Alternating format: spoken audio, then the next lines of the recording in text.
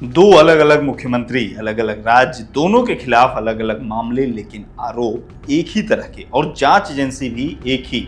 हेमंत सोरेन जमानत पर बाहर आ चुके हैं, लेकिन अरविंद केजरीवाल की अर्जी खारिज हो गई है। सोरेन सीएम की कुर्सी छोड़कर जेल गए थे, जबकि केजरीवाल पिछले 3 महीने से जेल से ही सरकार चला रहे हैं। दोनों नेताओं की गिरफ्तारी को उनके समर्थकों ने राजनीतिक प्रतिशोध बताया, केंद्रीय एजेंसियों का दुरुपयोग बताया, खूब धरना प्रदर्शन भी किया, लेकिन ये सब बाहर चलती रहने वाली क्रियाएं हैं।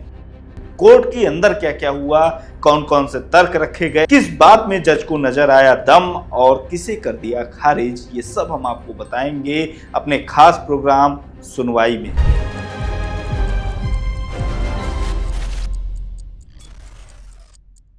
पहले बात हेमंत सोरेन की। 28 जून को झारखंड हाई कोर्ट ने झारखंड के पूर्व मुख्यमंत्री और झारखंड मुक्ति मोर्चा के नेता हेमंत सोरेन को जमानत दे दी। सोरेन को जमानत देते हुए जस्टिस रोंगोन मुखोपाध्याय की सिंगल बेंच ने ईडी की कार्रवाई और दावे पर सवाल उठाए। साथ ही कोर्ट ने यह भी कहा कि यह मानने का कोई कारण नहीं है कि हेमंत सोरेन मनी लॉन्ड्रिंग के दोषी हैं। हेमंत सोरेन की ओर से सीनियर एडवोकेट मीनाक्षी अरोरा और कपिल सिब्बल, जबकि ईडी की ओर से additional solicitor general SV Raju ने बहस की।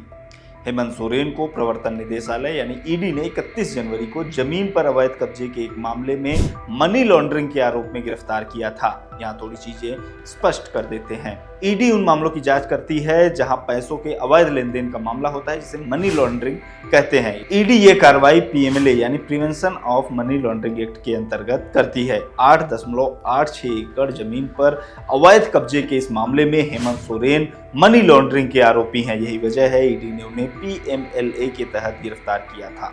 और पीएमएलए के तहत ईडी द्वारा गिरफ्तार व्यक्ति को जमानत जल्दी मिल नहीं पाती है। यही वजह है कि अक्सर विपक्षी दल केंद्र सरकार पर यह आरोप लगाते हैं कि वो विरोधी पार्टियों के नेताओं के खिलाफ जानबूझकर ईडी को लगाती है ताकि जल्दी जमानत न मिल पाए। पीएमएलए कानून में 2 ऐसी शर्तें हैं जिन्हें पूरा करने पर ही जमानत मिलती है। क्या है वो शर्तें? पहली शर्त यह है कि पब्लिक प्रोसिक्यूटर यानी सरकारी वकील को जमानत का विरोध करने का अवसर मिलना चाहिए। जब तक सरकारी वकील को विरोध का अवसर नहीं मिलेगा, जमानत नहीं मिल सकती। और दूसरी शर्त, सरकारी वकील के विरोध के बाद अदालत इस बात के लिए संतुष्ट हो जाए, इस बात को मानने के लिए पर्याप्त आधार हैं कि आरोपी अपराध का दोषी नहीं है और जमानत पर बाहर रहने के दौरान अपराध किए जाने की संभावना नहीं है। हेमंत सोरेन की जमानत याचिका पर सुनवाई के दौरान ईडी ने दावा किया कि एजेंसी ने टाइमली एक्शन लेकर यानी समय पर कार्रवाई करके हेमंत सोरेन और अन्य को अवैध तरीके से जमीन पर कब्जा करने से रोक दिया। लाइव लॉ की रिपोर्ट के मुताबिक ईडी के इस दावे पर सवाल उठाते हुए जस्टिस रोंगोन मुखोपाध्याय ने कहा, पीएमएलए की धारा 50 के तहत दर्ज किए गए बयानों में ये आरोप लगाया गया है कि याचिकाकर्ता यानी हेमंत सोरेन का जमीन पर अधिग्रहण और कब्जा पहले से 2010 से ही था। ऐसे में ईडी का ये कहना कि उसकी समय रहते की गई कार्रवाई ने रिकॉर्ड्स में हेराफेरी करके अवैध तरीके से जमीन के अधिग्रहण को रोक दिया, अस्पष्ट प्रतीत होता है।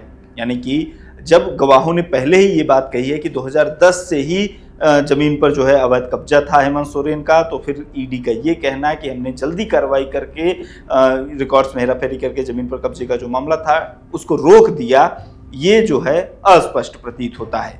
कोर्ट ने यह भी पाया कि ईडी ने जो भी दस्तावेज या रेवेन्यू रिकॉर्ड कोर्ट में पेश किए, उनमें किसी में भी विवादित जमीन के अधिग्रहण या कब्जे के दौरान हेमंत सोरेन के डायरेक्ट इन्वॉल्वमेंट का कोई सबूत नहीं मिला। लाइव लॉ की रिपोर्ट के मुताबिक जो बहस हुई उस दौरान कोर्ट ने यह टिप्पणी की। हेमंत सोरेन के खिलाफ कोई शिकायत न होने के दावे को ईडी ने यह कहते हुए खारिज किया कि हेमंत सोरेन जैसे पावरफुल व्यक्ति के खिलाफ पुलिस में शिकायत के प्रयास का कोई मतलब नहीं था। इस पर हाईकोर्ट ने कहा कि सत्ता से बाहर रहते हुए याचिकाकर्ता ने जमीन का अधिग्रहण और कब्जा किया तो उसके खिलाफ पुलिस से शिकायत न करने का कोई तर्क नहीं मिलता। हाईकोर्ट ने ईडी के वकील additional solicitor general SV Raju के उस आर्गुमेंट को भी खारिज कर दिया, जिसमें राजू ने कहा था कि अगर सोरेन बाहर जाते हैं तो फिर से वे इस तरह के अपराध करेंगे। और इस तरह से 50-50 हजार के 2 निजी मुचलकों पर झारखंड हाईकोर्ट ने हेमंत सोरेन को जमानत देने का आदेश दिया।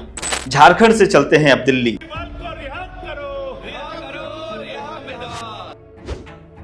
मुख्यमंत्री अरविंद केजरीवाल जेल में हैं। उन्हें भी ईडी ने 21 मार्च को कथित शराब घोटाले में मनी लॉन्ड्रिंग के आरोप में गिरफ्तार किया था। बीच में उन्हें लोकसभा चुनाव में प्रचार करने के लिए 21 दिन के लिए अंतरिम जमानत भी मिली थी, लेकिन 2 जून को उन्हें वापस जेल में जाना पड़ा, जिसके बाद उन्होंने ट्रायल कोर्ट में जमानत अर्जी दी थी। 20 जून को ट्रायल कोर्ट ने जमानत अर्जी पर सुनवाई की। जमानत का विरोध करते हुए ईडी के वकील additional solicitor general SV Raju ने कहा कि एजेंसी के पास पर्याप्त सबूत हैं जो ये बताते हैं कि जो फंड गोवा चुनाव के दौरान आम आदमी पार्टी ने चुनाव प्रचार में खर्च किया वो हवाला चैनल्स के जरिए ट्रांसफर हुए। चरणप्रीत सिंह नाम के आरोपी को 45 करोड़ रुपए मिले जो आम आदमी पार्टी ने चुनाव प्रचार में खर्च किया। चरणप्रीत सिंह लगातार विनोद चौहान से संपर्क में था, उनसे बात कर रहा था, जिनके केजरीवाल से बहुत अच्छे रिश्ते हैं।